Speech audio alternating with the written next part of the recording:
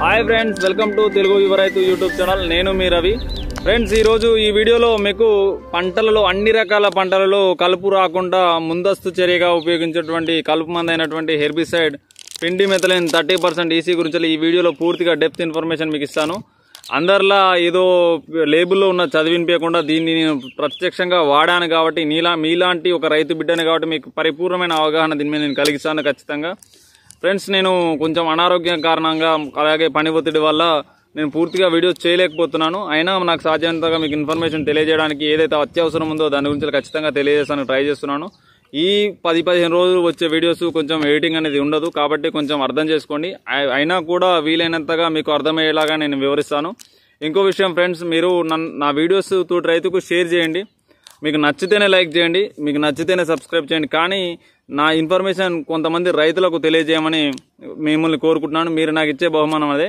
ఇక టాపిక్లోకి వెళ్ళినట్లయితే ఈ పిండిమెథలిన్ 30% ఈసీ అనేది మనకు మొలవని కలుపుని మొలపకుండా ఉపయోగపడే హెర్బిసైడ్. ఇది ఒక్కసారి మొలపు బయటికి వచ్చిన తర్వాత ఇది ఏమీ చేయలేదు.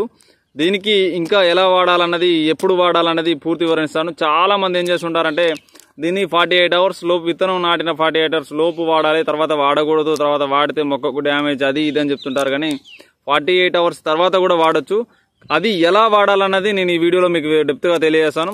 ఇక దీని విషయంలోకి వచ్చేసరికి ఎకరానికి 1 లీటర్ డోస్ తీసుకోవాలి. అంతకు మించి డోస్ అనేది తీసుకోవద్దు. అలాగే అంతకు తక్కువ డోస్ కూడా వాడద్దు. దీన్ని ఎక్కువ నీళ్ళలో కలిసి తక్కువ మొత్తాదులో భూమి పూర్తిగా తడిసే విధంగా స్ప్రే చేయండి.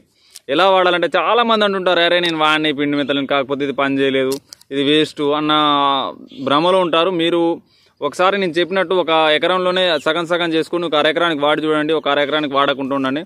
మీకు కలుపు అనేది వచ్చిందా, మీ మొక్క ఎదుగుదలలో ఏమైనా డ్యామేజ్ జరిగిందా అన్నది నేను తెలియజేస్తాను. అయితే వీలైనంతగా మీరు కలుపు మందులు వాడకుండా ఉండడానికి ట్రై చేయండి. ఎందుకంటే కలుపు మందు అనేది భూమిని చాలా వరకు నాశనం చేస్తుంది. అలాగే మానవ మనుగడకు చాలా ప్రమాదకరమైనది ఏంటంటే హెర్బిసైడ్స్, దాని తర్వాత ఫంగిసైడ్స్. కాబట్టి సాధ్యమైనంత వరకు భూమిని గుల్లబారేటట్లు ఉంచుకున్నట్లయితే మీకు 100% కలుపు రాకుండా ఉంటుంది.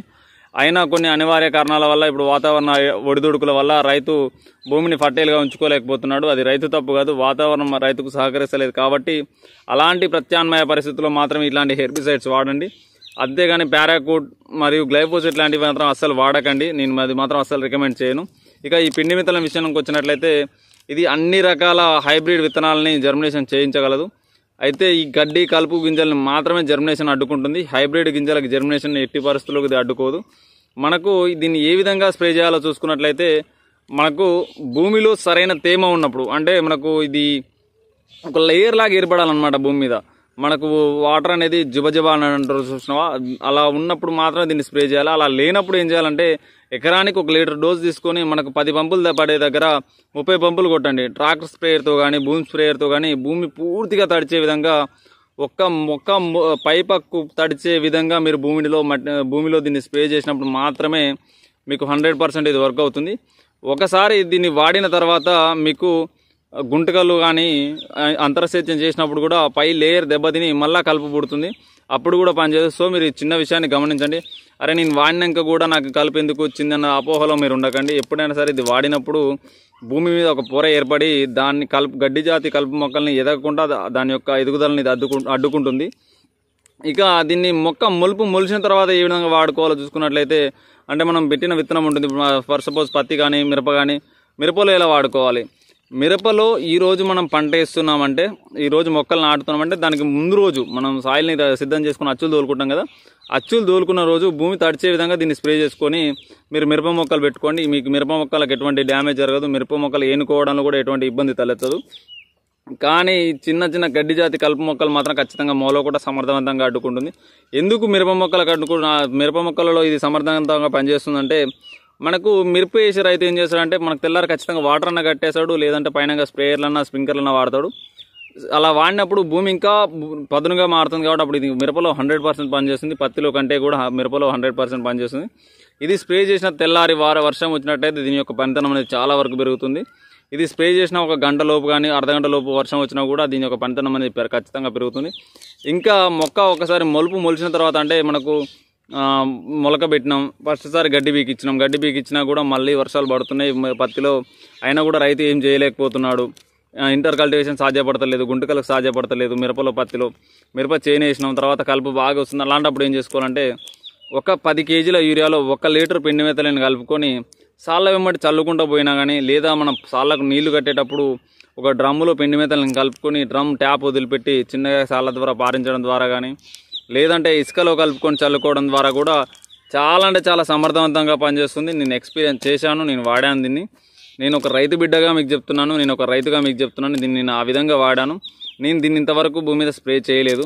ఎప్పుడైనా సరే యూరియాలో కలిపి నేను చల్లుకోవడం జరిగింది. చల్లుకొని నాకు రెయిన్ పైప్ కానీ స్ప్రింక్లర్లు కానీ పెట్టుకుంటే ఆ స్ప్రింక్లర్ల ద్వారా భూమి తడిచినప్పుడు చాలా అంటే చాలా సమర్థవంతంగా పనిచేసింది. ఈ పిండి మెత్తలు అనేది మనకు చాలా తక్కువ కాస్ట్లోనే దొరుకుతుంది. ఒక ఎకరానికి 600 రూపాయలు ఖర్చు అవుతుంది. ఇది మనకు బల్క్ క్వాంటిటీలో నేను డిస్క్రిప్షన్లో నెంబర్ కూడా ఇస్తాను. బల్క్ క్వాంటిటీలో తెప్పించుకొని ఇంకా తక్కువకు వస్తుంది. ఈ పిండి మెత్తలు అనేది మీకు 100% వర్క్ అవుతుంది. కాబట్టి ప్రతి ఒక్క రైతు కూడా దీన్ని సరైన పద్ధతిలో వాడుకున్నప్పుడు పత్తి ఎన్ని రోజుల పంట అయినా సరే, కింద కామెంట్లలో అడగకండి, పత్తి ఎన్ని రోజుల పంట అయినా సరే, 10 నెలల పంట అయినా సరే మీరు యూరియాలో కలుపుకొని సాళ్ళ మొదట్లలో వేసుకుంటూ పోతే మాత్రం మీకు గడ్డి అనేది రాదు. మీకు అయితే మీరు వండవచ్చు, గడ్డి మొలిచిన కలుపు కూడా చనిపోతుందంటే మొలిచిన కలుపు ఎప్పుడు కూడా చనిపోతుంది. ఇది మొలవని కలుపును మాత్రం మొలవనియకుండా చేస్తుంది. కానీ వన్స్ ఒకసారి మొలక అనేది సూర్యరశ్మి తగిలేటట్టు బయటకు వచ్చిన తర్వాత దాన్ని ఈ పిండి మెత్తలని ఏమీ చేయలేదు. భూమిలో ఉన్న మొలుపుని కానీ భూమిలో ఉన్న విత్తనాన్ని మాత్రం నిద్రావస్థలోకి తీసుకుపోతుంది. అంతేగాని వన్స్ బయటకు వచ్చిన తర్వాత ఇది ఏం చేయలేదు. దీని యొక్క పనితనం అనేది 15 నుంచి 30 రోజులు భూమిలో తేమను బట్టి ఉంటుంది. నల్లరేగడి భూములలో అయితే 25 నుంచి 30 రోజులు ఉంటుంది. ఎర్ర నేలల్లో అయితే కొంచెం తక్కువగా ఉంటుంది. భూమిలో తేమ తగ్గినప్పుడు ఆటోమేటిక్గా దీని యొక్క పనితనం అనేది తగ్గిపోతుంది. కాబట్టి ప్రతి ఒక్క రైతు కూడా ముందస్తు జాగ్రత్తగా దీన్ని వాడుకున్నట్లయితే మొలక కొంచెం పెద్దగైన తర్వాత కలుపు వచ్చినా రైతుకు పెద్దగా నష్టం ఉండదు. కాబట్టి ప్రతి రైతు కూడా దీన్ని చాలా జాగ్రత్తగా వాడుకొని అధిక దిగుబడులు పొందాలని కోరుకుంటున్నాను. మీకు ఇలాంటి వ్యవసాయ సంబంధమైన ఎటువంటి సందేహాలు ఉన్నా కూడా మన డిస్క్రిప్షన్లో వాట్సాప్ గ్రూప్ లింక్ ఇస్తాను. ఖచ్చితంగా వాట్సాప్ గ్రూప్లో జాయిన్ అయ్యి మీరు అడిగినట్లే నేను సమాధానం చెప్తాను. ఒక 2-3 డేస్ నుంచి నేను చెప్పలేకపోతున్నాను. దానికి నా గతంలో ఉన్న రైతులు కూడా క్షమించాలని కోరుకుంటున్నాను. హెల్త్ బాగాలేకపోవడం వల్ల నేను చెప్పలేకపోతున్నాను, నేను మీతో కలవలేకపోతున్నాను. కాబట్టి అర్థం చేసుకుంటానని భావిస్తున్నాను. Thank you so much. జై శ్రీరామ్.